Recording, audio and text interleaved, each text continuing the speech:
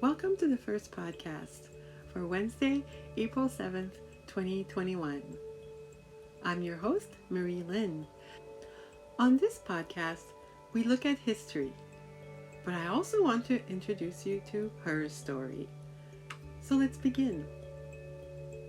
April 7th is a special day because it's the symbolic birth of the internet in 1969. Steve Crocker, one of the administrators of the four first hosts on ARPANET, posted in the network working group a request for comment on at UCLA. This is all great, but it took 14 years for everyone to agree on a common protocol. I remember when I was on the network in 1990, it would take about 7 days for a message to reach my pen pal in the furthest reach of the earth, who was in Vladivostok. He was the system administrator of the weather station at Vladivostok. Now, Vladivostok is actually a huge booming city, so it's not like an outpost as you'd imagine. But it was really wonderful for me, like in 1990, to be able to exchange messages on the ad hoc phone network of BBSs with system administrators from all over the world. In 1724, Bach premiered his Passion of St. John's. This was the first year that he was working as a musical director in Leipzig. And while this is his oldest surviving passion, it's not the only one. This is sort of like the beginning of the series. I've chosen for you the Netherlands Bach Society interpretation of the Passion of St. John with Vans Veldhoven directing.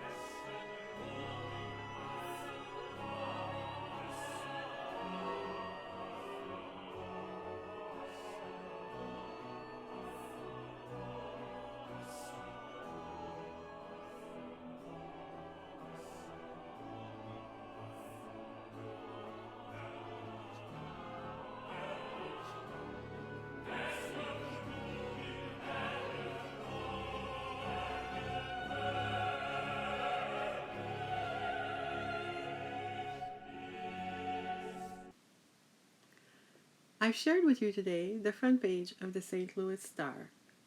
It is from 1932. In the 20s and early 30s, aviation was seen as the hobby of well-to-do thrill seekers. It wasn't really seen as the future of civilian transport yet. He'd just given a talk to Boy Scouts about how it's important to build foolproof planes. Because at the time, like the planes were very difficult to handle. As an example of this, the next day, he was trying to get out of Massachusetts, but the conditions on the airstrip were so bad that he could never reach the required 70 miles per hour in order to lift off.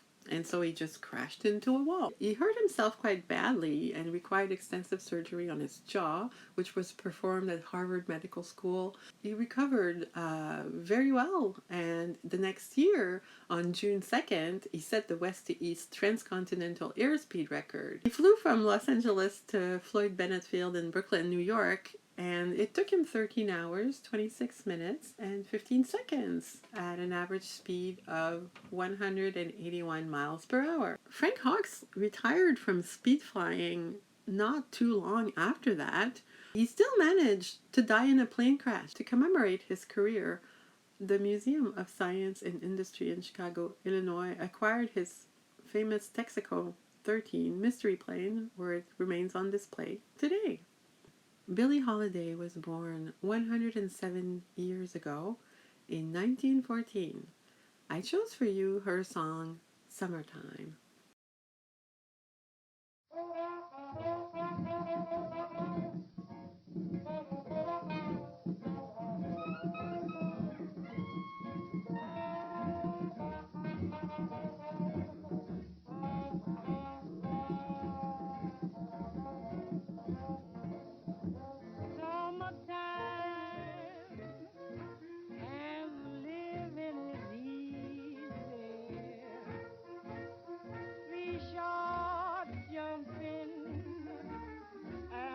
Cotton is high.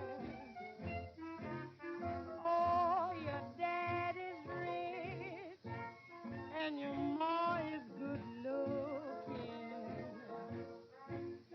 So hush, little baby, don't you cry. One of these mornings you're going to rise up singing. Then you spread your wings and you take the sky. But till that morning, never nothing can harm you. With Daddy and Mammy standing by.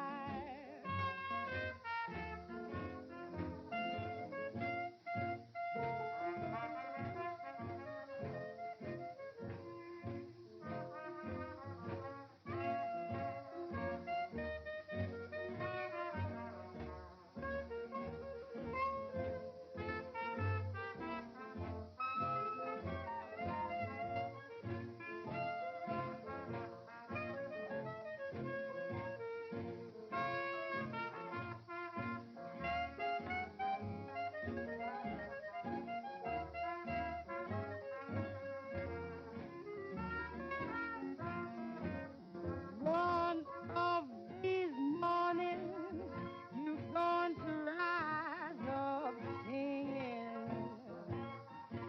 Then you spread your wings and you take the sky. But till that morning, there's nothing can harm you. With Daddy and Mammy standing by.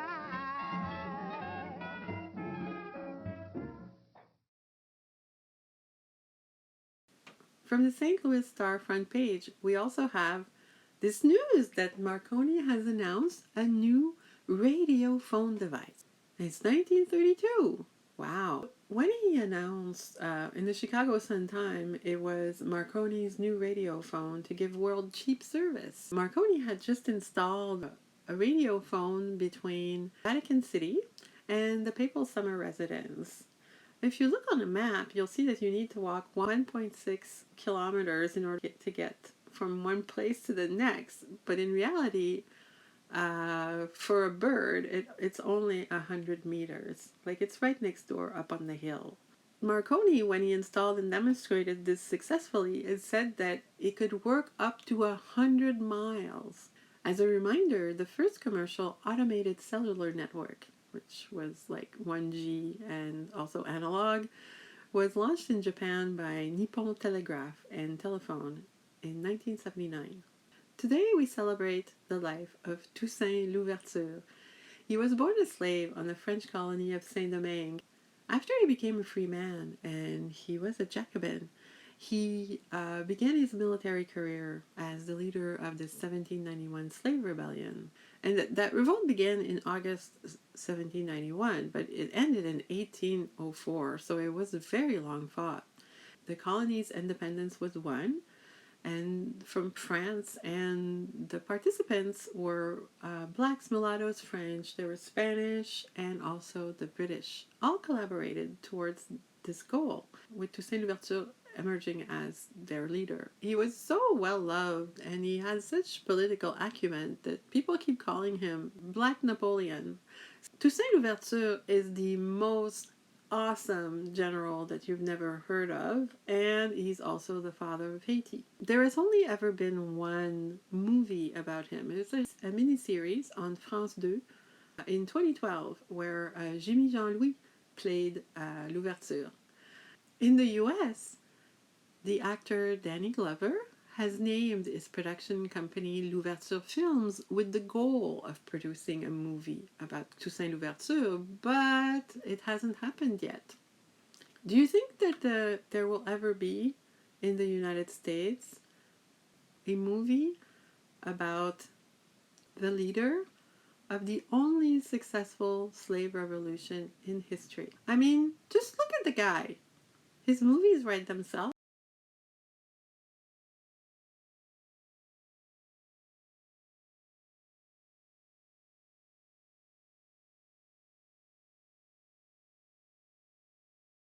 Happy birthday, Jackie Chan! Today is Jackie Chan's birthday. Jackie credits his success to his education with a retired Peking opera star who turned his apartment into this boot camp for working class Hong Kong kids in the 60s. He's making it sound very scrappy because the Peking opera schools were kind of a big deal, and they were all over China, mainland China. But the one in Hong Kong produced most of the people who were successful in the Hong Kong film industry. Now we're going to talk about her story. Brace yourselves. Jackie Chan emanates from the Plus Ultra program. This is a worldwide network of scientists that have been working together for hundreds of years in order to multiply scientists and artists on the planet. You saw in Tomorrowland the ludicrous special effects with the rocket coming out of Eiffel Tower and all that. This is silly. The way Plus Ultra has promoted science in the 20th century is by creating tens of thousands of scientists' children, which have been placed all over the world in order to exercise their brilliance. Jackie Chan is an excellent representation of this effort because he is so amazing. He is exceedingly impressive as a person. What that means in practicality is that he is the IVF offspring of two people who are successful scientists or children of scientists. So he was truly born into his family. But his family was handpicked to offer him the childhood that would bring out his creativity. Here, Jackie Chan shares the meaning of his nickname Pow Pow. Since you were 5, you've been acting in movies, but your parents called you Pow Pow. Yes. Why was that? Because I wasn't born like a 12 half pound. It's like a cannon. A Mandarin cannon is called Pow Pow. So this is why my nickname is called Pow Pow. Now is where we get to her story. Jackie Chan's DNA mother is Marilyn Monroe. Jackie's registration event is Gentlemen Prefer Blondes, which was released on July 1st, 1953, exactly 280 days before Jackie's birth. Every child of the Plus Ultra program is duly registered before they are born by each parent through the publication in the public record of a cultural product or research or announcement or awards, commendations, elections, and other celebrations also count as registration events. Jackie has more than 100 siblings via Marilyn Monroe, and as a proud pink baby, Jackie has posed wearing pink, the official color of all the Marilyn Monroe children. I want to make sure that you know that I see you, my darlings. Keep doing the thing that you do, which is so uplifting, inspiring, and impressive.